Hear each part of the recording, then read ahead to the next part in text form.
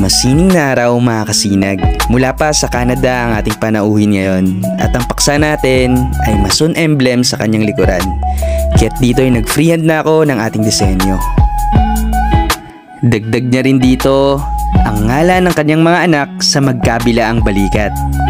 At dito nga ay naghanda na agad tayo ng mga gamit na gagamitin natin. Syempre kamay lamang, karayom at walang makinarya.